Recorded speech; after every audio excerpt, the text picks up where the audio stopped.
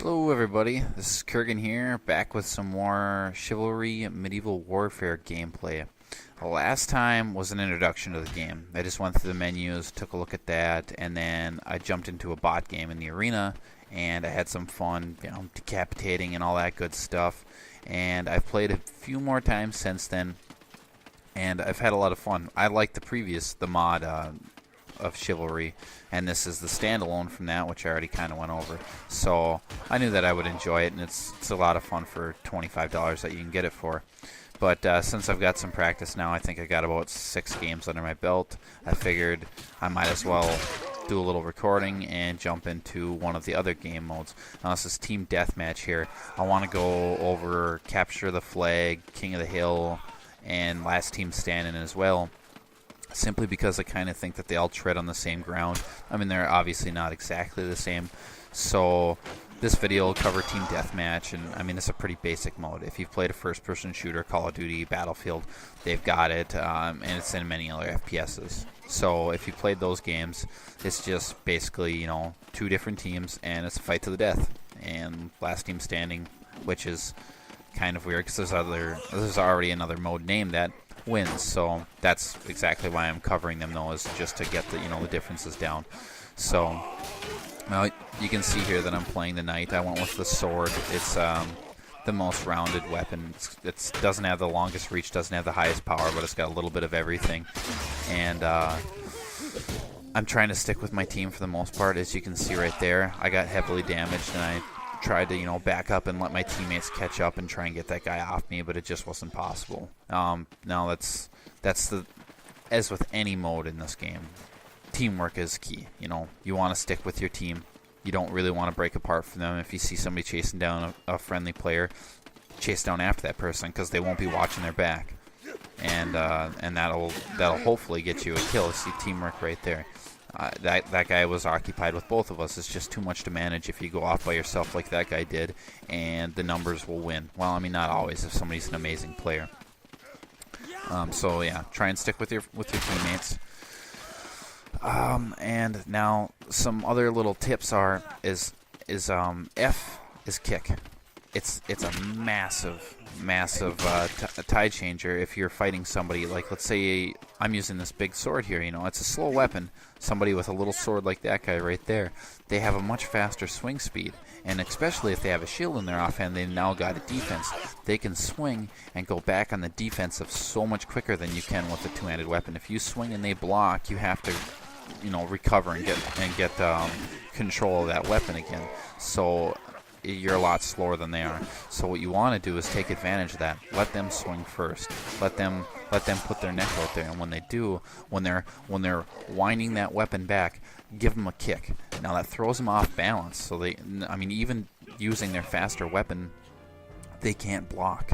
They have that window of time where they're trying to get their balance back, and that's when you can swing in. Now, you can swing for the neck. That's going to hopefully decapitate them, or you could take a chest shot to try and be less risky about it, because swinging for the neck, they could move, or it's it's a smaller area, so chest is going to be a guaranteed shot. Another thing is friendly fire in this game. I've already talked about it. I said that I thought it was in the game, and it is for sure. There is friendly fire. So you can see there, I just did an overhead slash. Something like that is something that you want to use in combat when you got friendly players around, because a slash, which is a left click is slash, that will swing across your screen. Now, it's going to be easiest to hit people like that, because you're covering the whole screen.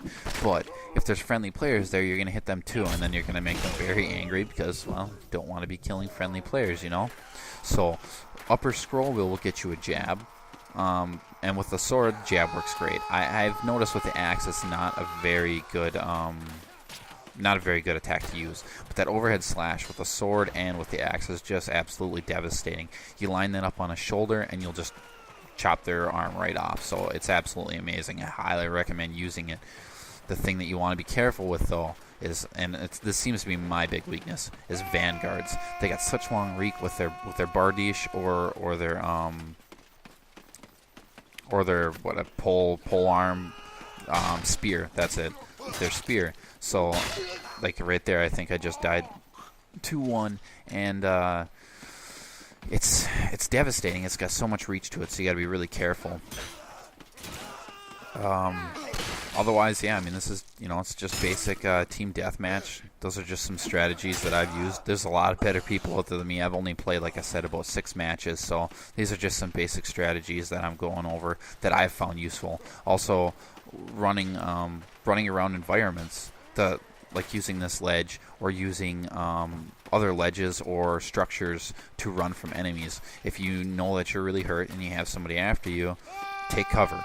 Run around a pole, try and get this person. They'll go after you. I mean, they really want that blood. They really want you to die, and they'll forget about everybody else, And then it gives your teammates a free shot at them because they'll be so occupied with trying to get that one kill from you. They'll want it so bad that they'll just forget about everybody else, and your teammates will get a free kill, and then you can escape.